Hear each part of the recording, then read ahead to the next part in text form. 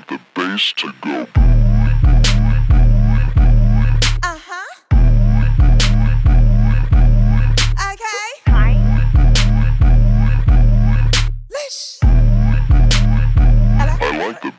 When I get dressed, I get dressed. When I get tested, I bring that lead. Don't want heat stickers in your chest. Maybe you should speak less. Say my name, I bring that pain. You ain't what you claim, so walk away. I'd rather party anyway. I like that time. Okay. Peace, my people. What's up? It's your girl Lish 2 times, and I am sitting here with our funniest guest yet. Okay, Stacy and Stace face, sexy Stace face. Yeah, all types of vibes. Okay, we gonna get into what we supposed to properly address the queen as. I know, yes. Welcome. Hi, thank you for having me. I appreciate for being coming. here. Thank you for being here. I appreciate it. Thank you so much. Thank you. How could I not have you come when I see you dibbling and dabbling in so many different things? I'm telling you. I'm trying to encourage crazy. you to still do what we talked about at that birthday party. Mm-hmm. I brought to remind you of that conversation. Mm-hmm. Okay? For those of you who do not know, Stace Face is a viral Instagram sensation. She's a comedian, actress, and now we are adding music Yes. to the slashes of things. Child, I really didn't want to do the music thing. I spoke to you about it. I was like, you know what? Listen, the world is my oyster. Let me just take on whatever I could. So I'm doing music. I'm excited. So the song that you put on your Instagram that I commented on, was that your way of just trying to do a parody to be funny, or were you really seriously putting out like a music video? Because I'm not gonna lie, when I first looked at it, I'm thinking it's about to be pure comedy. Yeah. But then I'm listening, I'm like, ah! Exactly. Yeah, no, I mean, I was thinking like, okay, let's do a parody thing. I'm a comedian. It only makes sense that I do something funny. You know what I'm saying? But I kind of was like, there isn't, aside from like a few rappers, female rappers, it's not a lot of female rappers that's like representing the plus size community and just being like a big, beautiful woman. I mean, there are a few like, I forgot her. Maya the Dawn. To me, she's like that. Yeah, she is, and she really has like dope music. Mm-hmm. So I just was like, yeah, Shout out to Maya the Dawn. Shout out to Maya the Dawn.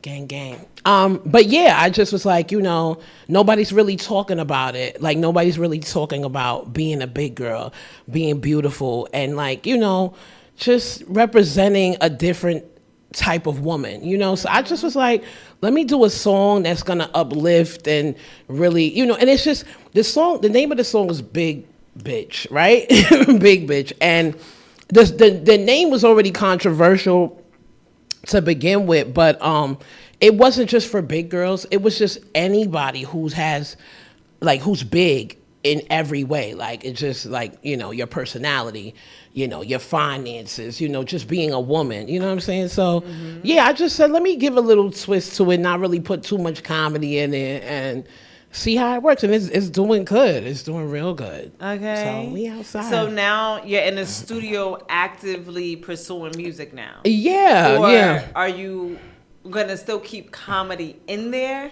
Yeah, well, see, I'm like incorporating the comedy thing into it, so it is going to be more like a parody type of a situation. I got some fire songs that talks about, it's like in a comedic way, and it's going to be dope, man. I just hope because you know what I see for you. Okay. When these, like, my mom bought like all of her daughters tickets to see Martin Lawrence when he was on tour, but it wasn't his comedy special.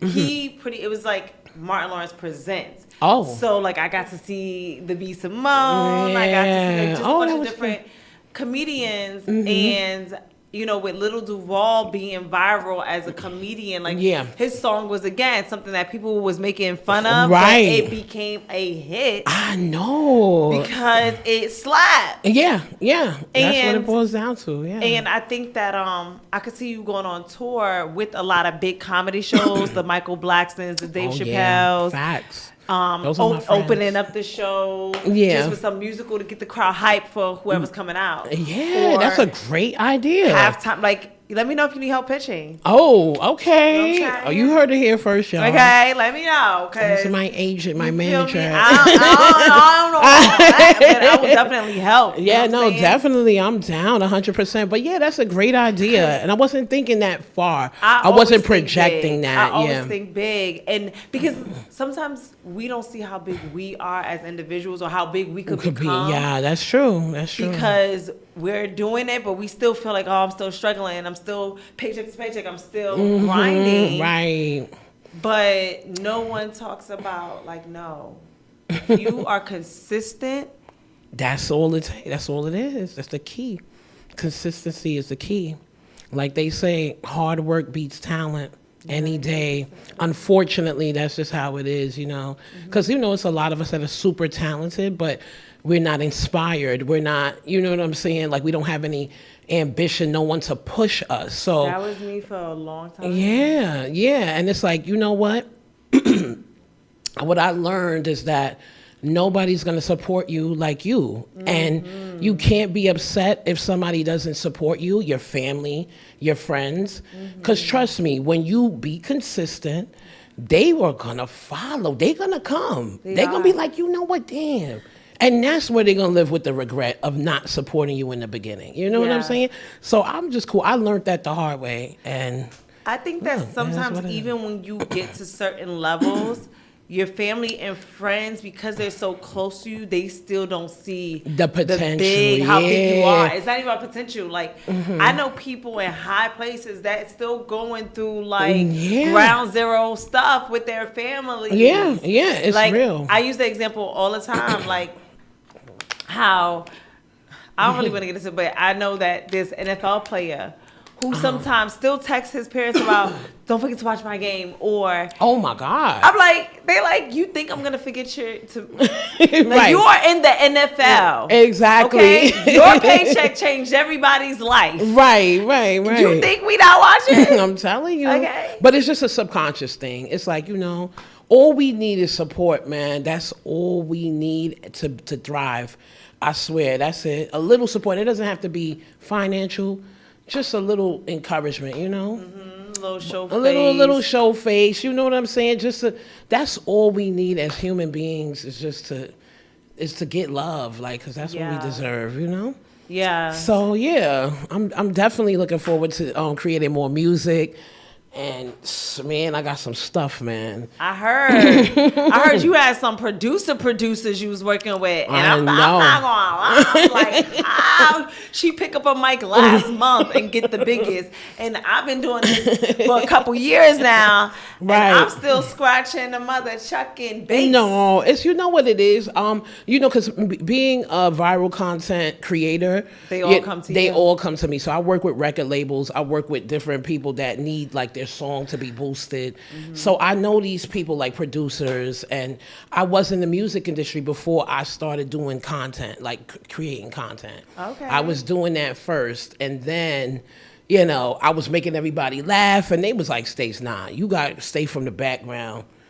You got to come to the front of the camera. Because you always got a motherfucking face. Yeah, right. Okay? I'm telling you. I have never seen sis not beat down. Of course. Well, I used to be a makeup artist before. So I had I've done so many things. It's just creative. Yes, I'm a creative individual. I'm a Leo. It's like, that's just in us to be creative.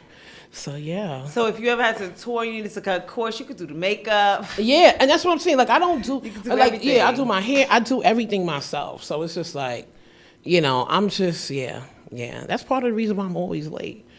I gotta get a new team. I mean, but people want to do my hair and my makeup, but I just be like, no, I don't do it myself. I want to do it the way I want it. So yeah, it's all good. Do you find collaborating difficult for you? No, collaborating isn't difficult at all. It just has to make sense. That's all. Like, because I will say sometimes people feel that I'm a little standoffish, like I'm not warm or whatever. You don't have to be warm. But like my persona online is like this aggressive, and so they think that's who I am in real life. But that's not me. That is a character that I put on, as an actress. So I created that. What made you create your character to be something on the more aggressive side? Comedy. To be honest, I just felt like it was easy. It's easy for you to be mad, right? We notice like it's easy for you to get upset, but it's not as easy for you to be happy. And so I just was like, people can relate to anger, and it's unfortunate, but people can relate to being aggravated about something, because everyday life be lifing. Mm-hmm. And so it could be anything. I mean, like, you could just be walking down the block and somebody bump into you and splash a whole coffee on you.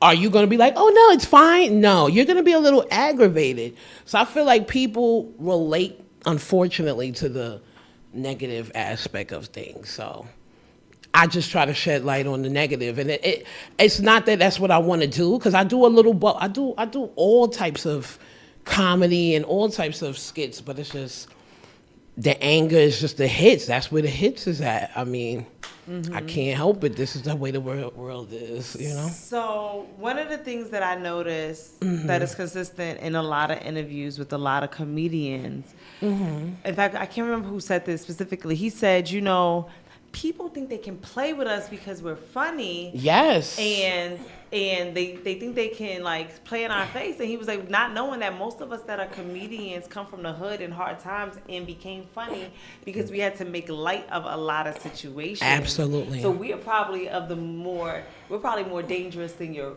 rapper friends. That is a fact. That is 100% facts. And I can relate to that. Yeah. So 1,000%. What I was curious about was, I always see, the pretty girl that comes out, faces big, she always got a fit. So when big girls be talking about, the stores don't make nothing for my size, no. Stace always got a fit. Yeah. So I don't know if y'all need some style They definitely do. consultation. We could do that. Yeah. But she always got a fit. So I always wondered then, what about you? Like, what is it? What's your story? Do you feel like you came from like a harder background, that you feel like you're on that same plane with a lot of other comedians that is capable of really tearing some stuff up if somebody's really playing with you?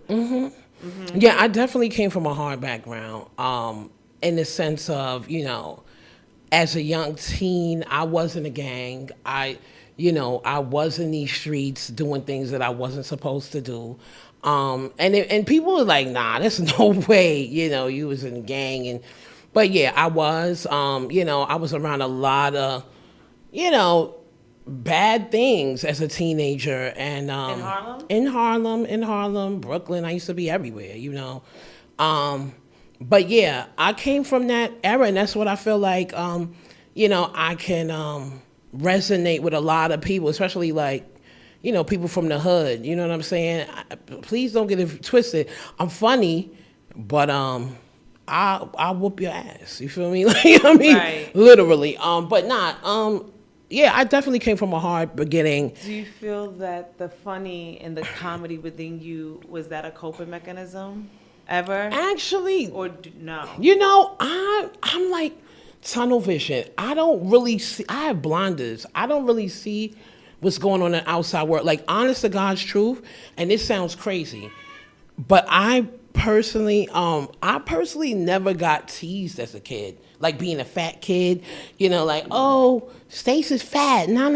Chunky. I was big all my life. I was chunky from the push to now. Always been big. But I wasn't a kid, and I think things just aligned that way. I wasn't a kid that was being teased and had that that sadness to me, like I want to rebel and get out on people. It wasn't that. It wasn't that. What the heck are you doing in a gang? So let me tell you. So what? So, but the gang doesn't have anything to do with me trying to lash out or anything. It had nothing to do with that. It just was like something I wanted to be a part of. I just chose. It was like a cool thing, and I just wanted to be a part of it. So I just was like, yeah, this is what I'm doing. This is what I'm, and I'm a person like, if I'm gonna do something, I'm gonna do it to the fullest extent. You know what I'm saying? I'm going to go all the way in with whatever it is that I do. So when I was a teen, I was in the gangs. I was doing, you know, things I wasn't supposed to do. But, you know, we live and we learn. You know what I'm saying? I got a lot of friends that passed away trying to be gang members. And, you know, it's like, it's a lot. It's a lot. But, yeah, man, I feel like a part of my shtick, you know, the whole thing about me being big and me being able to talk about me being big, because people are not comfortable. And I get a lot of feedback. People meaning people. People like the fans and like people that are like the supporters or non-supporters. But a lot of people feel like, oh, Stace, you don't have to talk about yourself being big, and you don't have to, you know, highlight these negative aspects or whatever. But I'm just like, I guess because I never experienced the teasing, it doesn't bother me. It's like it's such a weird thing. It's a comfort that most people don't have. Right. I can completely relate to that. Like when you're so comfortable in your skin, people sometimes almost resent you for it, because it's like how dare you be so comfortable with you, and what gives you the right to want to be so high in they always try to attribute certain things like that to you when, you know. Nah, facts. I know. I mean, yeah, it's tough, man. It's really, really tough. Yeah. So I was when I was listening to you talk about your music and the producers and things, are you able to talk about some of the songs you have coming out and some of the people you're working with right now? I mean, right now, because I don't ever want to say nothing that was off the record. You said to me. Yeah, that's true. That's true. So I just want to be. Yeah. Okay. I mean, listen, I work with so many other people, like I said, on the comedic aspect, rappers and, you know, producers and stuff like that. But, you know, I have, like, believe it or not, I have some production done by Great John Music. You know, he works with Chef G and stuff like that. You know, I got a couple of producers that I work with. Obviously, you know, the song Big Bitch I did with Ron Browse. So, yeah. Shout out to Ron Browse. He's the one that like basically discovered me. And really? Yes, Ron Browse, my brother from Harlem. Yeah, he's the one that put me on the map. You know, just really. I remember. I love him so much. He had a record for a minute, and now he's just mostly producing. Yeah, he's mostly producing. I mean, you know, he produced for everybody. A lot of people that, you know, people don't even know, but he produced for Nicki. I mean, he produced for everybody, Cardi, everybody. And I just was like, it's no way that I'm not gonna put my first record out with the person that, you know, is my brother, and you know what I'm saying. That's I had dope. to do that. Yeah, we got a couple of songs that's going to hit. You know, I'm excited. Oh my God. Yeah. So what is? See, typically when I talk to music artists, I try to like, all right, well, what's your feel? Like I like them to spit their favorite verse that they've done or something like that. But it's like I almost want the movie star. Like I always look at you more like I told you, elevated into like a movie star. Because that's the goal. Because I like the skit thing, but I really would love to see you doing like monologues. Oh yeah, I'm down. Listen, I got some stuff I'm doing. I want you to post some monologues. Oh, okay. Yeah, no, that'll be cute. You know, I'm definitely looking into branching out in terms of the acting and just really like showing y'all what I really got to offer. Capable of. Yes, because this is just the tip of the iceberg. But you know, at the end of the day, it's really about you, like me, and just really putting the content out there and really getting the work done. Oh my God. What's wrong? No, nothing. Oh. You said, oh my God. No, she's lost right now. So speaking of God, what is your spiritual, like, what's your spiritual background? Like, were you raised under religion? I was. Okay. I definitely was. So my family's from Belize. We're from the Caribbean. Right. My grandmother's Mexican. And so predominantly in terms of my religion, I was raised as a Catholic, so I didn't go to Catholic school, but I went to Catholic church like 6 days a week. Yeah. 6 days a week. Days. That's why you made that face. Yeah, it was. I was raised a Jehovah's Witness, so I was like that. Them 3 days. Oh, you were raised a Jehovah's Witness. Almost killed me when I was with my mom. Yeah. Oh, really? When I was with my mom, those 3 days a week killed me. Like I couldn't be a cheerleader and nothing because I would go to practice and go to games if I got to be at the Kingdom Hall all the time. Right. Oh, I know. With dumb people. Oh, wow. Like, girl, yes. Oh, a Jehovah's Witness child. Wow. That's tough. That's a tough one. And then once every blue moon, my mom would get in a holy mood and say, "Come on, let's go on field service." Oh, whoa. Oh, my God. And you was in the streets? You was in them apartment buildings. Nah, when I was crazy. When you're a kid, you love it, though. When you're a kid, you I know, because you want to be outside. And you get to talk to people. Once they slap you in the door, and that's crazy. I couldn't do that. That would kill my rejection. Like, you know, like. I don't know. As a kid, no. I don't know. I don't know. I never experienced that, but I will say that being raised Catholic is interesting. From what I know of it, it's interesting because when I was young, I never forgot my mom had one of her friends watch me at the night. Yeah. And on Sundays they go to church. And it was a Catholic church, and I remember how big and airy it felt. And it's a scary place when you go to the Catholic church. A lot of statues and a lot of idols and. Well, it just reminds me of Rome, and like when I went to Catholic church, it reminds me of the white people from, like, that's exactly what Babylon. It is. Yeah, that's exactly what that is, though. I mean, Roman Catholic Church is from Rome, and it does like replicate the the gods and stuff like that. So that's why you get like the idols and stuff, because it's like, reminiscent of those ancient times. Like with different religions, it always incorporates the foundation and then the culture. Mm-hmm. And the culture is where you get the statues from, because that's how they, that's did actually things. A good perspective. Yeah. I never even thought about that from the Catholic perspective. I always think of that way. I studied theology too. Yeah. I know a little of everything. Yeah. I always thought of it from like African religions, Islam, even Buddhism, different like parts of the world, what was going on during those times and things like that. And that's one of the reasons why I was like, yo, Rutherford, you was a Johnny come lately, sir. I cannot get with Rutherford is the founder of the Jehovah's Witness. Oh, really? I had two white guys. Yeah. They launched in 1914. Ooh.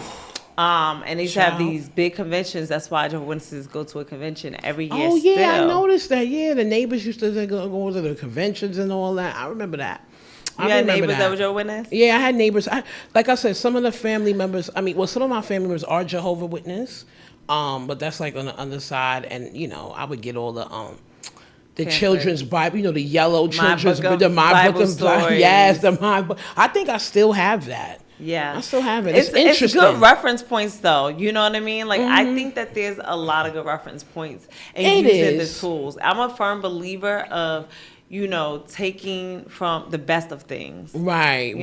Absolutely. So with all your studies in theology, where are you at now on your spiritual journal? You really going there? You really going there? Yeah, I'm just curious. Oh my God! Because I look at you like you're someone who's a multicultural person, right? Yes. So and it's more than what meets the eye. Unless you say, "Hey, my family's from Belize," people gonna treat you like a black girl from Harlem. Exactly. Yeah. So you have experience and exposure to different cultures. Absolutely. 100%. So as far as religion, as a Catholic, I was even going to, as a child, I wanted to be a nun.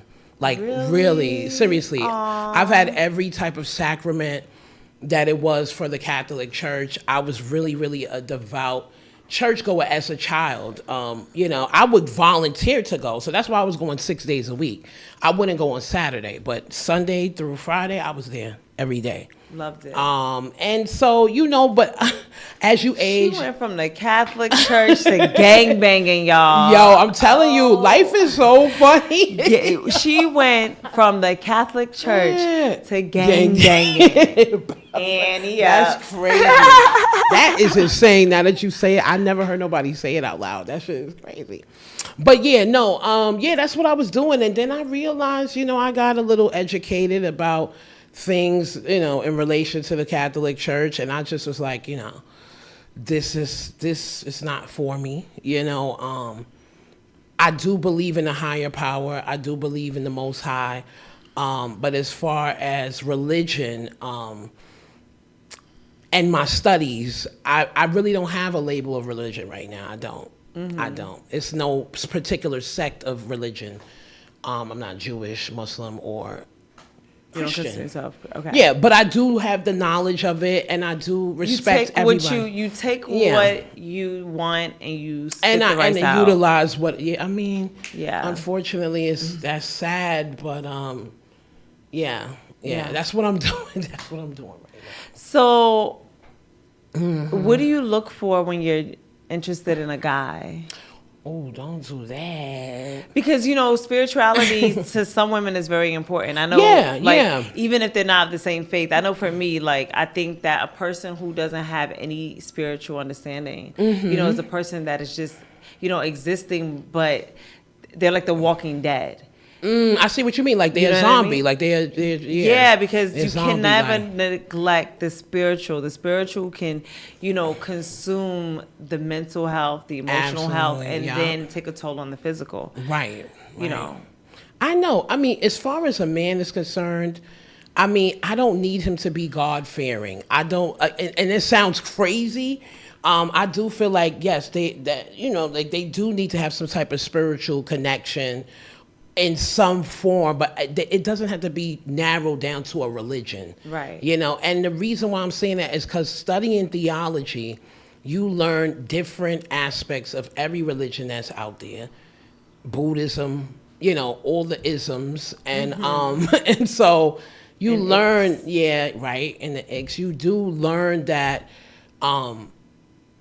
you know, it's a story, it's a way of life. Yeah. You know, and you have to make that decision that is something, like you have to elect that this is something that I choose to do.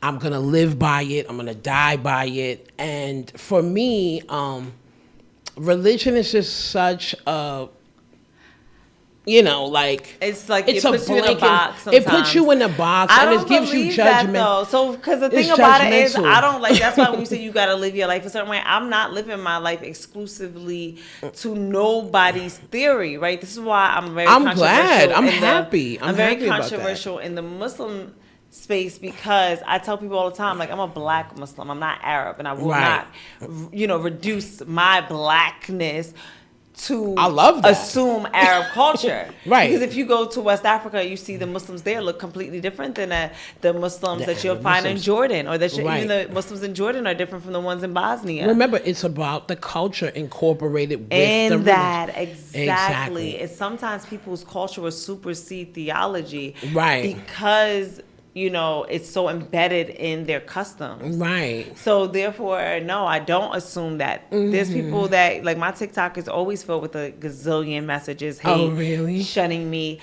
But I'm like, you do what you have to do. You create your own lane, if anything. For everybody that hates this, people that's telling me, oh my God, you're so inspiring, it's because of you I started covering again. Or people who aren't even Muslim that's like, you know what, I want to dress more modestly, but I don't know the right approach. Like, I always felt like, you know, people are normalizing nudity, so I feel like this is what I'm supposed to do. But, like, the new perspectives to people beyond faith, or calling themselves a certain faith, should I say, you know, they start assuming certain, you know, lifestyle. Yeah, and that's the thing and that's what religion brings. It brings the judgment. It brings, like, you know, you have a unique way of celebrating your culture. And like you just said, people are not, you know, they don't agree with how you go about things. And I just feel like that is just something that I personally can't be a part of, because I'm living my life carefree. But that's culturally. But I don't need to, but they call it Islam. And that's why I feel like, you know, hey. I feel like, listen, you follow a faith. You do what you got to do for you. You understand? Me personally, I cannot, from what I've learned, and what I've retained, I cannot just keep myself in a box. I just can't do it. Yeah. You know, knowledge is power. And so when you learn something, you gotta just, you know, live your life based off knowledge and facts. And so, that's it. Absolutely. And that's one of the reasons why I had to, do what I had to do with my life. Because I believe everything should be able to be proven throughout science, history. Everything has to make sense. They got to double judge it has with to one make another. sense. Yeah. So, back to dating life. Yeah. Do you feel like if a guy asks you out, he asks you to go 50-50, he baking soda and not dope? Yeah, nah, he's baking soda. I don't do that. A man should be a man. But see, here's the thing. We live in a day and age where men, and I'm not trying to sound like, feminist or anything, but it's real. Like, men are not taught to be men.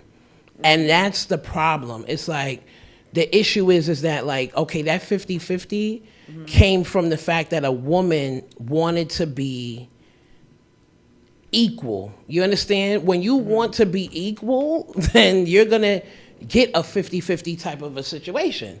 You cannot want to be equal with a man and then expect for him to do everything for you. You understand? And that's just real. That's just real. I mean, 50-50, I don't believe in 50-50. If my thing is this, I believe in 100-100. I'm going to be 100% woman. You're going to be 100% man. There's no 50-50 over here. We 100%. Right. We're 100 and 100. I like that. And I tell people that all the time. Like, I'm going to bring 100% of myself and what my strengths are. Right. And I think that sometimes people are too focused on what they're gaining or what they have to lose, that they don't allow themselves to just experience. Right. And then commit to what feels. I think that we live in a time where people are afraid of commitment. Absolutely. But why? Of course, they have every reason to be afraid. What it is the false perception of abundance. They think that they have access to, even men, they think they have access to all these girls, but then they feel empty. They feel lost. There's women who think that feminism and being sexually, promiscuous is a thing until, they no longer are sexually attractive and they feel empty and alone. Right. What happens when you turn 50? Exactly. Right. Things change. You know what I'm saying? And you become that men who thought that they could have everything, the things ain't working the same no more. So now you're not even as excited sexually. Right. Exactly. So, I mean, me personally, as far as men is concerned, I just feel like, again, I'm going to say it again, men are not taught to be men. They don't know what it is to be like, okay, you're a provider. You need to be able to take care of the home. You have a task and a job. I have a task and a job. Simple. You know what I'm saying? And I just feel like nowadays people are not raised to, everybody wants to be like, nah, I'm not doing that for her. I'm not, But I think that's because he doesn't value her anymore. I don't think that it's just all men, though. It's not all men, because I don't know. There's a few I'm gonna just be real, that are old school. Like, for instance, right? Like, girls be talking about these men don't be wanting men. I've never had a man date me for a year and not talk marriage. First time, 3 months, got a ring.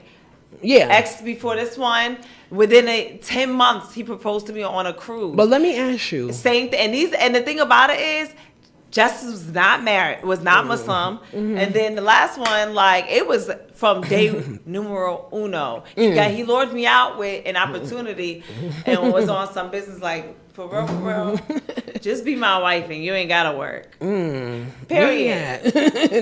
But and the thing, so I tell women all the time. But it's what you attract. It's really about what you attract. And I feel like if you put yourself out there as a persona, that's how they're gonna treat you. If you treat it like, if you come out like I'm a wifey type, then that's what you're gonna attract. If you're coming out, and it's no shade to the girls, the BBL girls and all of that, you do you, but you're gonna attract that type of guy that doesn't want the commitment, that doesn't want to take you serious, because he is geared and fueled by sex. That's what you're gonna get. Yeah. So you can't expect he wants to play with you, right? And he will play with you. He will play with you, and sometimes in your face. Exactly. You think somebody like it's just like, again, like you said, everybody that you've dealt with has come to you and asked your hand of marriage, and that's because you give that type of energy to these men that you date. So it's the same thing. For me, I'm a boss. I get to that bag. So every type of guy that wants to entertain me has to be, I'm not judging nobody, but they have to be on an ambitious mindset, on a forward mindset in order to entertain me.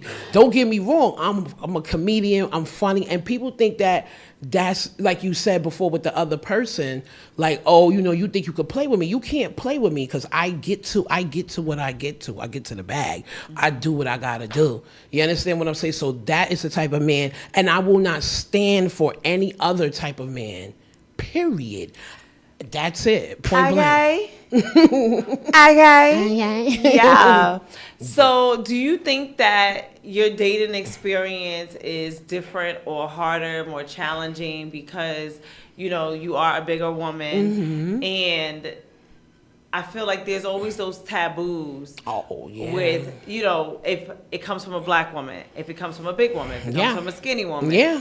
So do you feel like your dating experience is different than anybody else's? Because I kind of feel like you give energy like you be outside and you be courted. I'm courted a lot. First of all, it has a lot to do with the word clout. People, so the thing is like, as far as my experience, I could get any man I want. And that's just that on that. I'm very confident that I could get any man I want on the face of this planet. I love that. But the thing is that I'm selective on who I choose to entertain. Because as a plus size woman, men, especially, I'm not trying to be funny, but weak men would love to be with a big girl. Because why?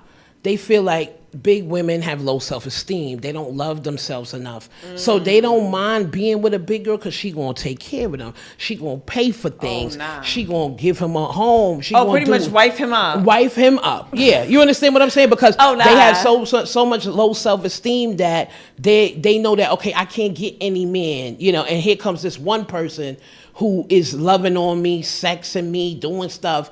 And so people with low self-esteem and those type of issues, they will just throw themselves at these men. And this is why, if you notice, big girls stay with guys. It's the slim girls that be having the problems. The big girls stay with a guy. You know what's so funny? There was this thing going around I'm telling you, where a bunch of big girls, it was a group of them, and they was like, yeah, but you notice they all got a man, right? Yeah. The my 600-pound life niggas, oh, God. They stay with a husband or some type of boyfriend. They stay with one. You want to know why? Because it's a guaranteed check. It's a guaranteed home. It's a guaranteed everything with these big girls. And like I said, for me, it's easy to get a man when you have those type of, stigmas. It's easy.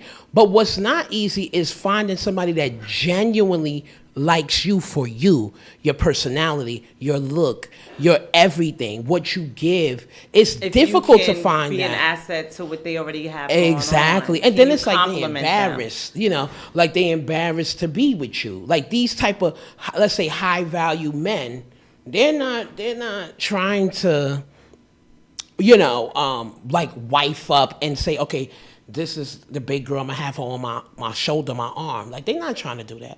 She in the house.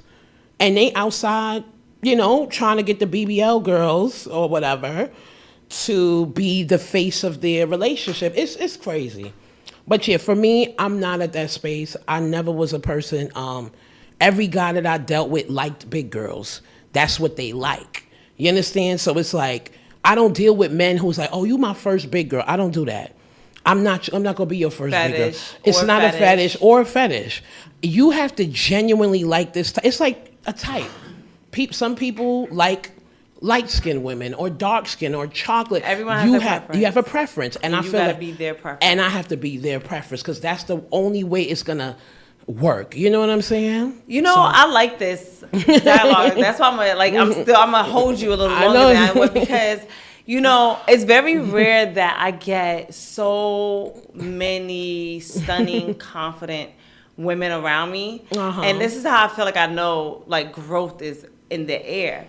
Because nowadays, because you see who I'm with, Stace. Yes, you everybody. I'm with, these girls are literally living their dreams. Yes. And they're confident that they can get whatever it is that they're achieving. You're so confident. Oh, yes. What makes you so confident? I have a book coming out. Oh, you do? Oh, on that. So I'm going to need a quote from Stace. Okay, I got add to the page. I got you.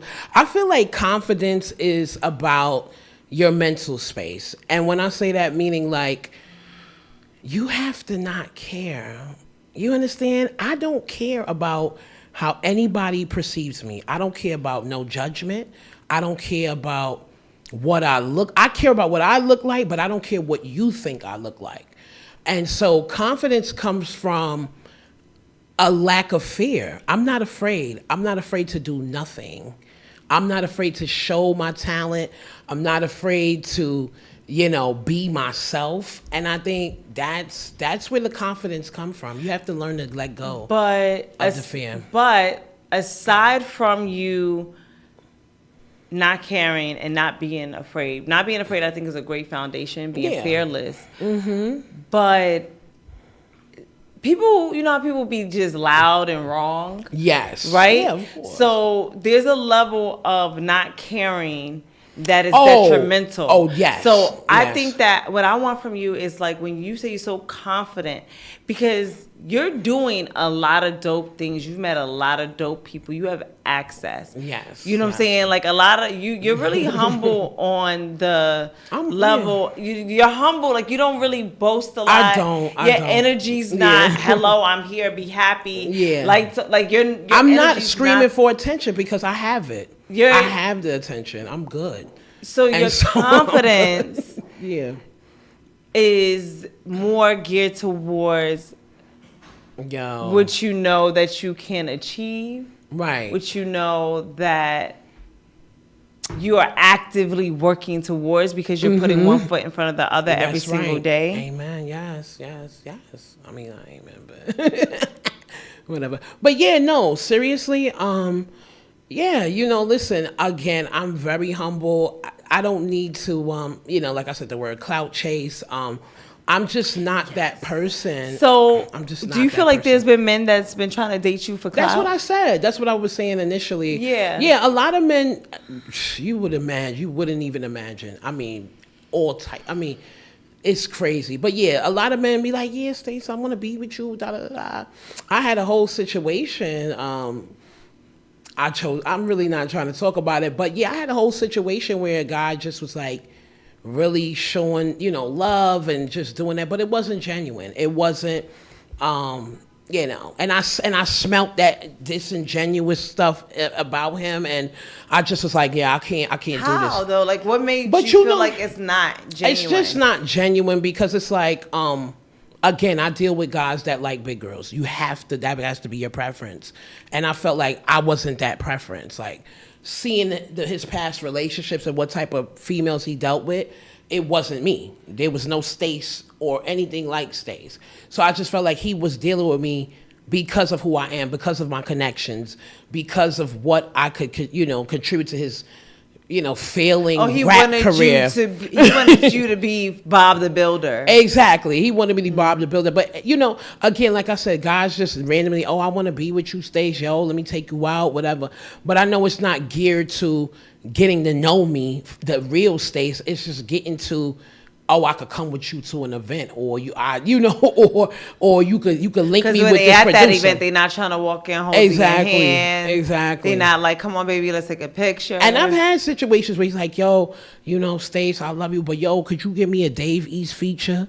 Like, could you see if Dave East is gonna get me? I'm like, what, bro? I've been through them type of situations. So he date you for like a week and then ask, and then be asking, I mean, because they got to get to the point eventually. Right. But I don't entertain it. After a while, I just was like, oh, nah. I'm not even entertaining that. It is what it is. I'm very careful. And you got to sign an NDA fucking with me. So it's like, that's another thing, too. I know, that's right. I don't play when it comes to, it's different now. My life is different. So it's like, I don't play about me. I don't. Because they will play about you. And it's all about experience. You feel me? Like, I've experienced bad things during the dating scene and stuff like that. So it's like, I don't play about me.